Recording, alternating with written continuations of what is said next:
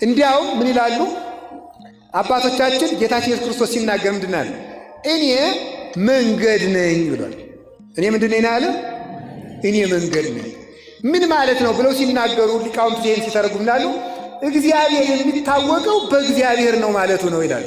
እግዚአብሔር በማን ይታወቃል? በሉ እንጂ እግዚአብሔር በማን ይታወቃል? በእግዚአብሔር። ስለ እግዚአብሔር ከተናገረው ውጪ ማወቅ አይቻልም። እግዚአብሔርን ለማወቅም እግዚአብሔር ያስፈልጋል። በእግዚአብሔር መሪነት፣ በእግዚአብሔር ንጹሕ ልቡና ሰጭነት፣ በእግዚአብሔር ጥበብ ገላጭነት እግዚአብሔር ይታወቃል። ወደ እኔ ለመድረስም እኔው ነኝ የማደርሳችሁ ማለት ነው። ይህንን ራሱ ሲናገር ልንገራችሁ። የማቴዎስ ወንጌል ምዕራፍ 11 ላይ ሲናገር እንዲሁ ላይ ይናገራል። እንዲህ አለ፣ አልቦ ዘየአምሮ ለአብ ዘእንበለ ወልድ ባሕቲቱ ወአልቦ ዘየአምሮ ለወልድ ዘእንበለ አብ ባሕቲቱ። አብን ከወልድ በቀር የሚያውቀው የለም፣ ወልድን